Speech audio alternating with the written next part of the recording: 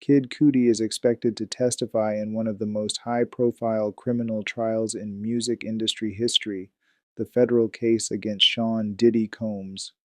The trial, taking place in a Manhattan courtroom, centers around serious allegations including sex trafficking, racketeering, witness intimidation, and abuse. At the heart of these charges is Combs's former partner, singer Cassie Ventura, who has painted a dark portrait of their relationship, alleging years of physical violence, emotional manipulation, and coercion into drug-fueled sex acts. But this week, the spotlight shifts to Kid Cudi, real name Scott Mescudi, whose testimony could significantly strengthen the prosecution's case. According to court filings, the government plans to ask Cudi about an incident dating back to 2012. At the time, Diddy allegedly found out that Cassie had briefly dated Kid Cudi the year before. In response, prosecutors say Diddy became enraged and threatened to blow up Cudi's car. What happened next adds a disturbing layer. Not long after the alleged threat, Cudi's car reportedly exploded in the driveway of his home. At the time, no official connection to Combs was made, but in this trial, prosecutors intend to argue it wasn't a coincidence. Cudi's testimony will likely focus on the events surrounding the explosion, what he was told, and the fear it instilled, helping to show a broader pattern of intimidation and retaliation by Combs. Cassie's mother, Regina Ventura, has already testified, claiming that Combs demanded $20,000 after discovering her daughter's relationship with Cudi. According to her, Combs threatened to release explicit footage of Cassie if the money wasn't paid. Out of fear, Regina reportedly took out a home equity loan to get the money, though it was returned a few days later. The prosecution's case is filled with these kinds of moments, disturbing allegations of control, violence, and fear. Cassie herself has presented photos of bruises, messages, and testimony meant to support years of alleged abuse.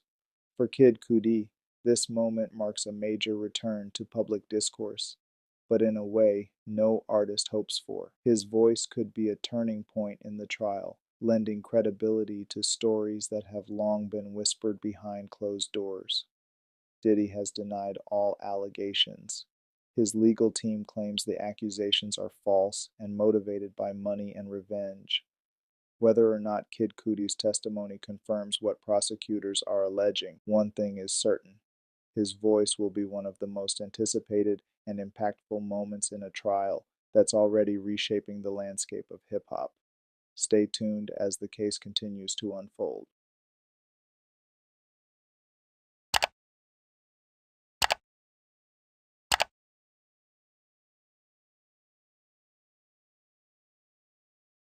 Bossman Glow is once again making headlines, but this time it's not for a new track or viral moment.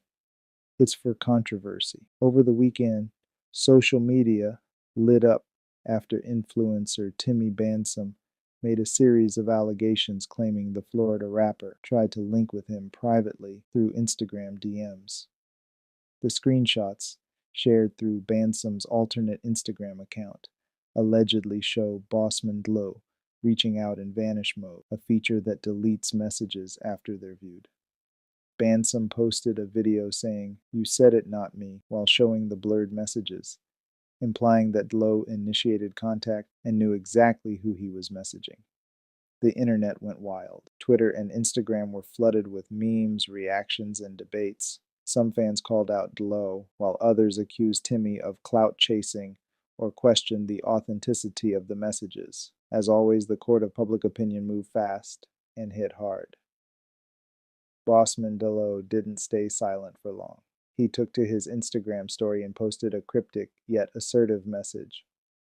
"I ain't trying to beat nobody on the internet. I on even play them games. Just keep it in the streets when you decide you want to play with a real street nene." He didn't mention Timmy by name, but the timing left no doubt about who he was addressing. He also reminded fans he's dropping new music and videos soon, clearly trying to pivot the conversation back to his career. But the controversy still hangs heavy. So, Who exactly is Timmy Bansom?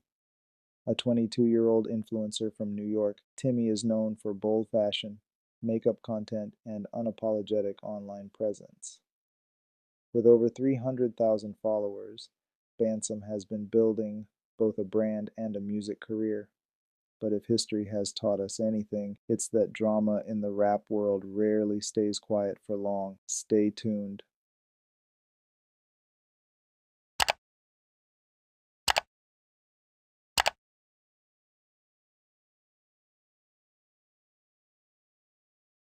Gunna and Young Thug go way back, but in recent years, there's been a great deal of speculation about where they stand. Recently, Gunna hopped online to share a series of new photos, including a shirtless mirror selfie at the gym. Fans were quick to notice that the YSL tattoo that used to be on his arm has now been covered up with another design, as captured by Kurko. Of course, this has only fueled ongoing speculation about Gunna's relationship with Young Thug, who was released from prison after over 2 years in October. They were both arrested back in 2022 and charged in a 56-count RICO indictment. In December of that year, Gunna accepted a plea deal. This led many former fans and peers to accuse him of snitching on Young Thug. He denies this, but the rumors continue. Back in April, Young Thug was asked directly about where he and Gunna stand during an interview with GQ. "I know everybody wondering that," he said simply at the time. "I don't know." Obviously, this didn't provide supporters with much more clarity than they already had. That same week, however, Young Thug unleashed his track, Money on Money, with Future. Many listeners suspect that the track features a jab at Gunna, though this is unconfirmed. "These fact-niais telling for nothing, and I got to be the one calling them friend," Young Thug raps. Before the song was released, social media users also realized that YSL had scrubbed Gunna from its accounts. During a recent livestream, DJ Academics reignited rumors of a rift between Young Thug and Gunna by claiming that Thug still harbors serious resentment toward his former collaborator. While many fans have speculated about the status of their relationship following Gunna's release, Academics didn't hold back in his assessment. "Thug still hates him," he said bluntly, suggesting that any hopes for reconciliation are far from reality. Academics claimed his information comes from sources close to the situation, offering insight into what's allegedly being said behind closed doors.